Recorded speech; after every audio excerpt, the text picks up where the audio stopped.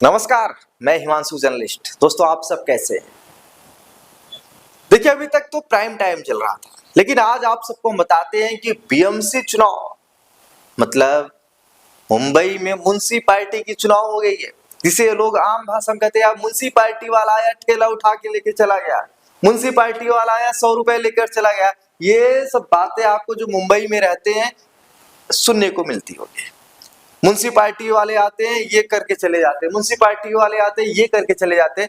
ये सब चीजें जो मुंबई में रहता है, ऑटो चलाता है, धंधा करता है, अपना घर गुजारता है, उन सब से आपको सुनने को मिलता होगा। लेकिन बीएमसी में एक चुनाव हुआ, उस चुनाव में अब नफरत की राजनीति का द एंड हो गया, मतलब खात्मा हो गया। अब मराठी मानुस की बात करने वाले राज ठाकरे अब मराठी मानुस को कैसे मनाएंगे, क्योंकि अब राज ठाकरे और उद्धव ठाकरे की साख पर बट्टा लग गया है।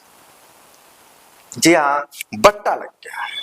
नमस्कार, मैं हिमांशु जर्नलिस्ट। दोस्तों, आज हम बात करेंगे महाराष्ट्र निकाय चुनाव 2026 के बारे में, क्योंकि महाराष्ट्र निकाय चुनाव 2026 के नतीजों में भारतीय जनता पार्टी ने और उसकी गठबंधन ने प्रचंड जीत हासिल किया है।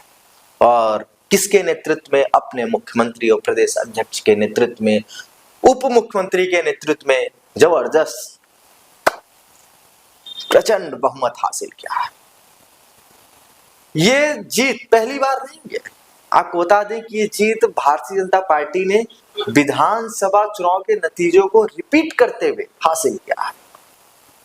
और इस जीत के बाद आपको बता दें कि महाराष्ट्र की राजनीति में भी बड़ा बदलाव देखने को मिलेगा, क्योंकि महाराष्ट्र की जनता ने एक संदेश दिया कि राज ठाकरे की एमएनएस की नफरत वाली राजनीति नहीं चलेगी। इसके अलावा उद्धव ठाकरे और उनके चचेरे भाई राज ठाकरे के नेतृत्व वाली पार्टियों के गठबंधन का भविष्य अब अनिश्चित लग रहा है।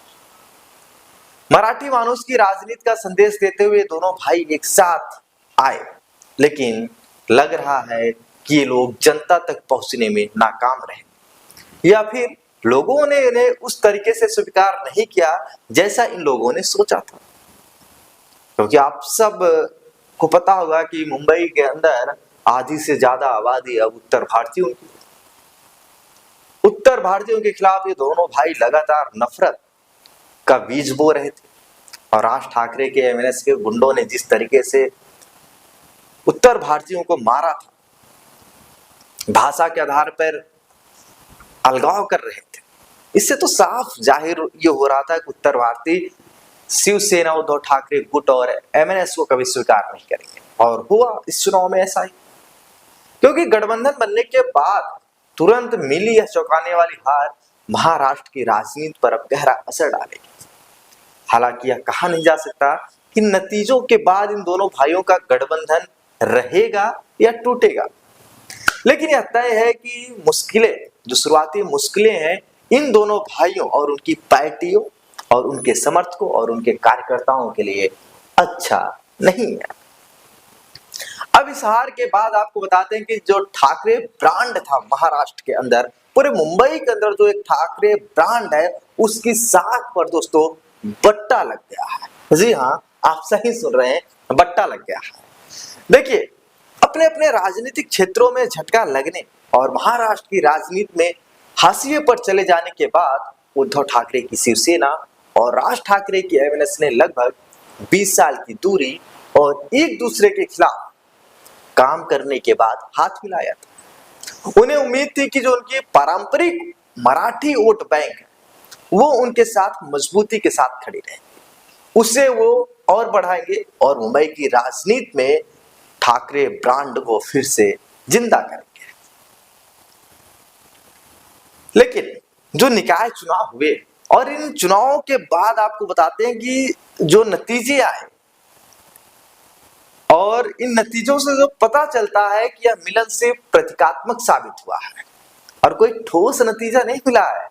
ऐसा लगता है कि मराठी मानुस ने इस कहानी पर मजबूती से प्रतिक्रिया नहीं दी, क्योंकि मराठी मानुस को पता था कि अपने परिवार की साख बचाने के लिए आए आदित्य ठाकरे का आगे का करियर बनाने के लिए आए हैं, और ये इसलिए आए हैं कि मोदी से डर रहे हैं, फडणवीस से डर रहे हैं, इसलिए साथ आए। इनकी राजनीति पूरी तरीके से खत्म हो गई है, इसलिए साथ आए। अब आपको बताते हैं कि अब मराठी मानुस को कैसे मनाएंगे राज ठाकरे, आप ये जानिए।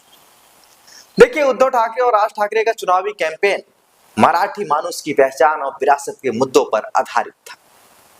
उन्होंने पानी, सड़कों, ढांचा के मुद्दों पर, मतलब विकास के मुद्दों पर बीजेपी शिवसेना गठबंधन पर हमला ही नहीं किया।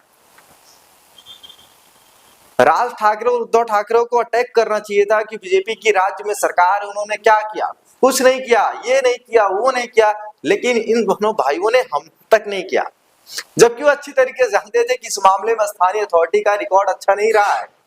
असली वोटर्स के लिए ज्यादा जरूरी मुद्दों पर विरोधियों पर हमला करने के लिए काफी कुछ था, लेकिन ठाकरे भाइयों ने पहचान की राजनीति पर ही जोर दिया कि हम बाला साहब ठाकरे के लड़के हैं, हम बाला साहब ठाकरे के भतीजे हैं, हमें कौन हराएगा, हमारी तो पुश्तैनी चली आ रही है। कुछ ऐसा ही घमंड देश के विपक्ष के नेता राहुल गांधी के अंदर भी था, लेकिन अब वो घमंड धीरे धीरे टूट रहा है।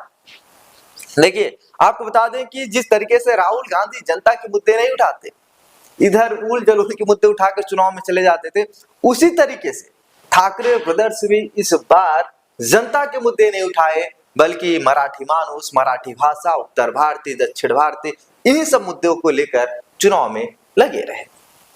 आपको बता दें कि जनता के लिए सबसे जरूरी मुद्दों को नजरअंदाज करने के बाद ठाकरे गठबंधन ने एक मजबूत, एक बड़ा विपक्षी गुट बनाने की भी गलती की। उन्होंने एनसीपी और कांग्रेस जैसी दूसरी राजनीतिक पार्टियों को साथ लाने के लिए गंभीर बातचीत तक नहीं की।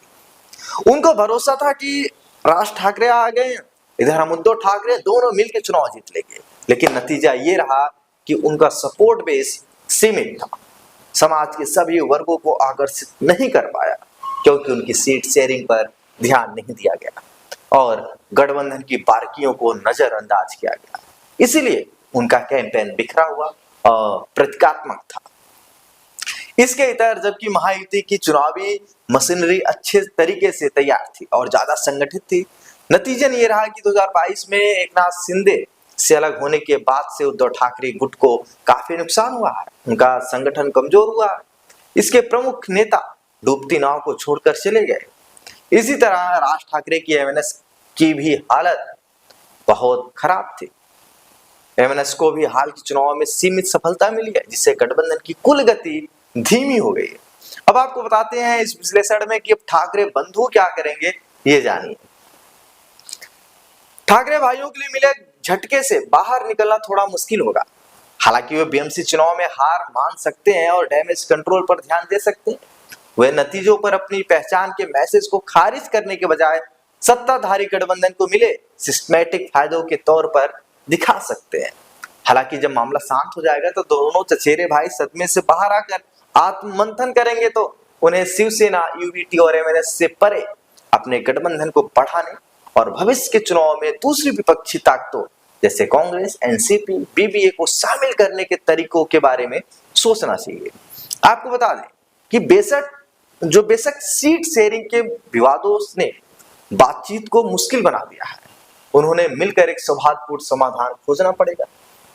जी हां, अगर गठबंधन हुआ है तो सीट शेयरिंग से लेकर हर एक मुद्दे पर आपको एक साथ बैठ के काम करना होगा। ये नहीं हमारे पिताजी बाला साहब ठाकरे हैं तो हमें कौन हराएगा, ये सब नहीं। इस राजनीति है, राजनीति में आपको एक एक व्यक्ति के मन में घुसना पड़ेगा। आप बड़े बड़े जनसभाएं कर लें, बड़े बड़े नेताओं के जनसभाएं करा लें, लेकिन जब तक आपका चेहरा लोगों के मन में नहीं उतरेगा, आप चुनाव नहीं जीत सकते।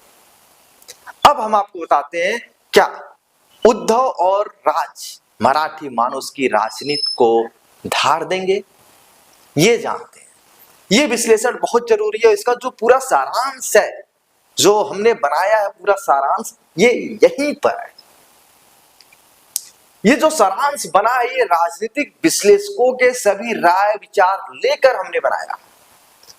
देखिए, जो राजनीतिक विश्लेषज्ञ हैं उनका कहना है कि दोनों पार्टियां आम लोगों की रोजमर्रा की जरूरतों पर काम करने के बजाय पहचान की राजनीति की और तेज की और उसे एक नई ऊंचाई पर ले जा सकती है। मतलब जो विश्लेषज्ञ हैं वो ये कह रहे हैं कि दोनों पार्टियां आम लोगों की रोजमर्रा की जरूरतों पर काम करने के बजाय पहचान की राजनीति को और तेज कर सकती हैं और उसे एक नई ऊंचाई पर ले जा सकती हैं अगर वे आम जनता के मुद्दों जैसे पब्लिक सर्विस, शहरी ढांचा और जवाबदेही पर ध्यान देते हैं तो वे निश्चित रूप से शहरी राजनीति में अपनी प्रासंगिकता फिर से हासिल कर सकते हैं। हालांकि वे मराठा राजनीति के लिए जाने जाते हैं और ऐसा कोई संकेत नहीं है कि वे ऐसा करते दिखेंगे। देखिए, निकाय चुनाव में मिली करारी हार ठाकरे भाइयों को महाराष्ट्र में अपनी व्यापक राजनीतिक स्थिति पर फिर से सोचने पर मजबूर कर सकती है। उन्हें सोचना होगा क्या उन्हें मौजूदा सरकार विरोधी गुटों के साथ और मजबूती से लड़ना चाहिए, वैचारिक संदेश को फिर से तय करना चाहिए या भविष्य के विधानसभा या शहरी चुनाव के लिए नई लीडरशिप रणनीतियों पर निवेश करना चाहिए।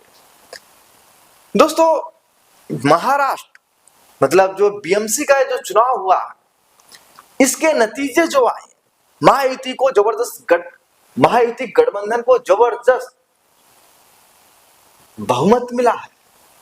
और अब आप लोग बताइए, क्या महाराष्ट्र के अंदर, क्या मुंबई के अंदर से भाषा विवाद अब खत्म हो जाएगा?